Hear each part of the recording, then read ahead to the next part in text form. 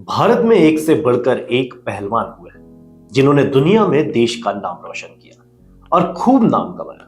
ऐसे ही एक पहलवान का नाम था गामा पहलवान। इन्हें द ग्रेट गामा और रुस्तम हिंद नाम से भी जाना जाता था। गामा पहलवान ने अपने जीवन के 50 साल कुश्ती को दिए और कई खिताब जीते। बताया जाता है कि उनके जीवन का अंतिम समय काफी तंगी में गुजरा। तो आइए गामा पहलवान की लाइफ, करियर, डाइट और वर्कआउट के बारे में जानते हैं।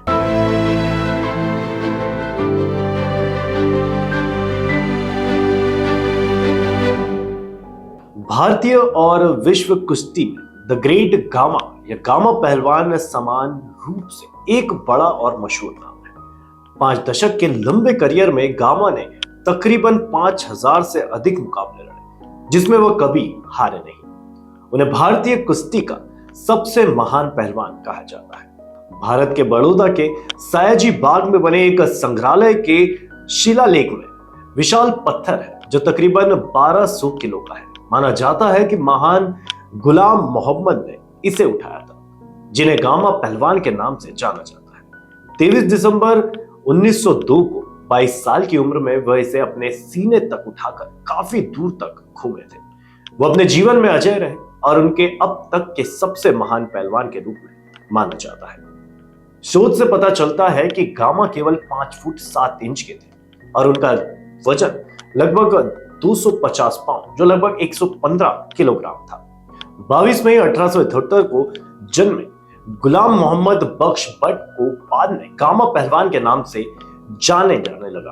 वो पहलवानों के एक कश्मीरी परिवार से ताल्लुक रखते थे। ब्रिटिश शासन काल के दौरान अविभाजित भारत के पंजाब के अमृतसर जिले के जव्वोवाल में गांव उनका जन्म हुआ था। अपनी पारिवारिक पृष्ठभूमि के कारण गामा अखाड़ों या पारंपरिक कुश्ती को सीखते हुए बड़े हुए और बहुत कम उम्र से ही ताकत की ट्रेनिंग और कुश्ती की, और उनका झुकाव वहीं हो गया।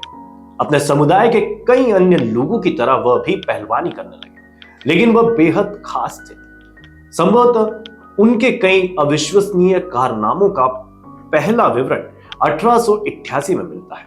उस वक्त गामा ने राजस्थान के जोधपुर में स्ट्रॉन्गमैन प्रतियोगिता में भाग लिया था। इस कार्यक्रम में 400 से अधिक पहलवानों और ताकतवर लोगों ने हिस्सा लिया था, जिनमें से कई तो राष्ट्रीय स्तर पर मशहूर थे। लेकिन गामा तब 10 वर्ष के थे, इसलिए द ग्रेट गामा इस शो के मुख्य आकर्षण थे। कम उम्र होने के बावजूद गामा शीर्ष 15 विजेताओं में शामिल थे और अंत में उनकी उम्र को देखते हुए जोधपुर के महाराजा ने उन्हें विजेता घोषित कर दिया था। यह पुरस्कार राशि के साथ ही गामा को दतिया के तत्कालीन महाराजा और पटियाला के महाराजा का संरक्षण भी मिला, जिन्होंने गामा के प्रशिक्षण का खर्च उठाया। गुलाम के पोते और खुद एक प्रसिद्ध पहलवान नासिर भोलू ने बाद में गामा पहलवान की डाइट और प्रशिक्षण का संक्षिप्त विवरण दिया था। कथित तौर पर वह रोजाना 15 लीटर दूध, 3 किलोग्राम मक्खन, मटन, 9 किलोग्राम बादाम और 3 टोकरी फलों का सेवन करते थे। गामा पहलवान के दैनिक प्रशिक्षण में 40 से अधिक पहलवानों के साथ 5000 सिटअप, 3000 पुशअप और कुश्ती करना शामिल था।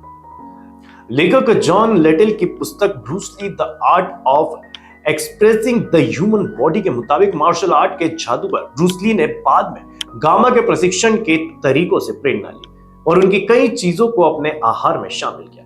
यह पुस्तक ब्रूस ली के आइकन के अपने नोट्स और रिकॉर्ड पर आधारित है, जिसमें शारीरिक कौशल के निर्माण के दृष्टिकोण का जिक्र किया गया है। अपनी युवा अवस्था में ही गामा पहलवान ने भारत के हर पहलवान को हरा दिया था। 1895 में वह रहीम बख्श सुल्तानी वाला से भिड़े, जो एक अन्य कश्मीरी पहलवान थे और तत्कालीन रुस्तम हिंद और निर्विवाद भारतीय कुश्ती चैंपियन थे। अधिक अनुभवी और 7 फीट से अधिक लंबे रहीम बख्श 17 वर्षीय गामा पहलवान के सामने सबके पसंदीदा थे, लेकिन युवा गामा ने नाक और कान से बहुत खून बहने के बावजूद अपने बहुचर्चित प्रतिद्वंदी को दबाव में रखा और एक के बाद एक जबरदस्त फाइट लड़ी। गामा को अभी तक रुस्तम हिंद घोषित नहीं किया गया था, लेकिन बख्श के खिलाफ उनके प्रदर्शन के बाद उन्हें खिताब के प्राथमिक दावेदार के रूप में मान्यता दी गई थी। 1910 तक गामा ने रहीम बख्श को छोड़कर सभी प्रतिष्ठित भारतीय पहलवानों को पछाड़ दिया और उसके बाद उनका ध्यान विश्व मंच पर था।